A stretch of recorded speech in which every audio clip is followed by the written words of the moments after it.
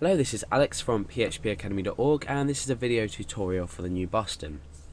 Now, continuing from our previous example, we've looked at withdrawing a specific amount from our bank account class in our bank account property. So we've got our balance set to 10.5.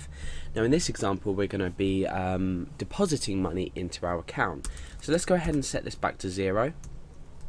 And let's go down and we'll slightly modify this. I'm going to put a break here just so it looks a bit better. And if you haven't watched the previous tutorials, go back and watch them, because we do this we're learning basically object-oriented programming by example. So the example is a bank account class where we can assign a new bank account to a variable, and we can do things like withdraw, deposit money and things like that.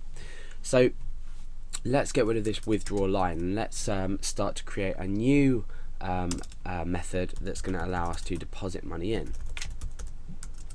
So public function deposit, and in here we can just call the amount, the variable amount once again. Now there's no real limit we need to check on this, because you know the person's free to deposit as much money as they want into their bank account generally. So all we need to do here is say this balance, remember, and then we need to say equals this balance plus amount. So we're starting balance out with 0, so our balance is 0. With this deposit method, we're taking in an amount with an argument here, and we're adding it to our current balance. So let's go down and check that this works. So we're displaying our balance here, and we are updating our balance in here. So again, we use Alex, and then we say deposit, and we can deposit an amount. So I'm going to deposit, let's say, £1,000 into my bank account. So I'm depositing 1,000, and then I'm displaying my balance. So let's get rid of this line first of all and see what we're left with. So balance 0.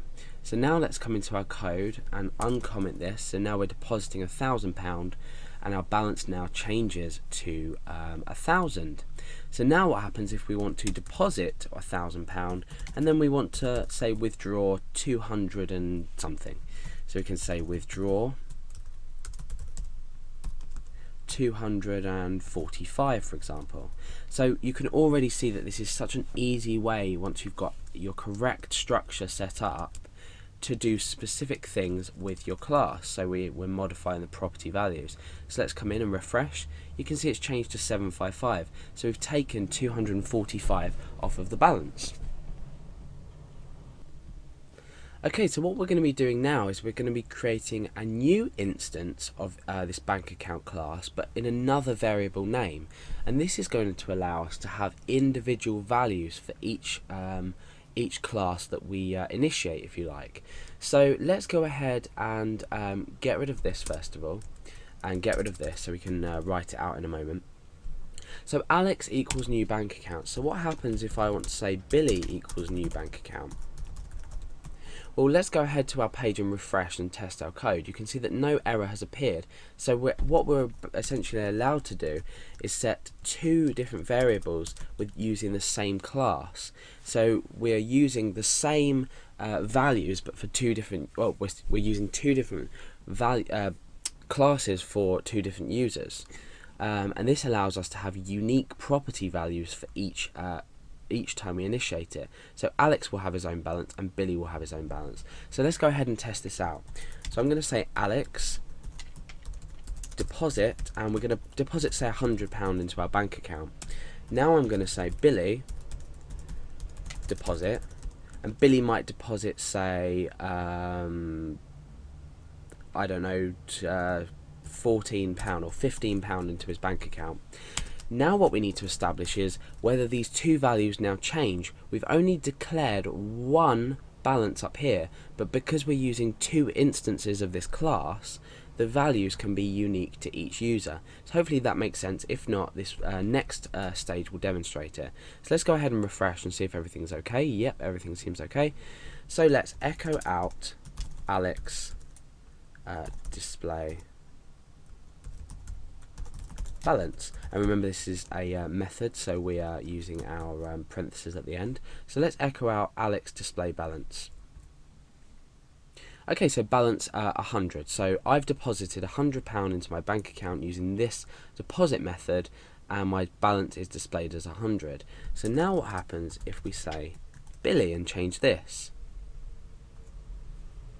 Well, you can see that the balance is only 15. So you can see that even though we've only got one class called bank account, we're able to use it for different users. So let's just echo out both so we can see this. So now we're going to echo Billy display balance. So we've got two different balances, £100 and £15. This corresponds to Alex and Billy.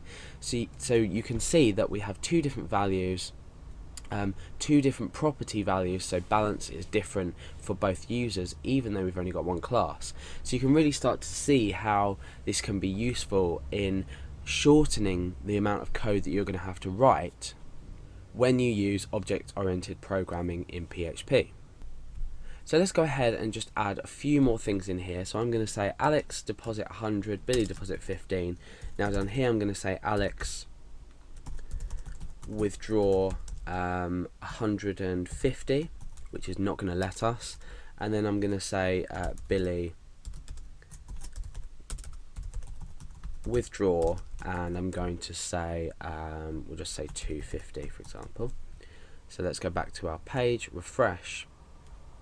So we've got a not enough money come up for Alex, but the balance for Billy here has been changed. I know this looks a bit odd at the moment. I haven't structured it out with regards to output very well, but you can see how this value has changed for Billy, but the value is not changed for Alex because there's not enough money, and we've been given that error message through the method up here when we don't have enough money in our account. So let's just go ahead and change this to something like 98. And when we refresh, you see that the balances change again. We've got 2 for Alex now because we've withdrawn £98 out of £100, and 12.5 for Billy because we've withdrawn £2.50 from our original balance of £15.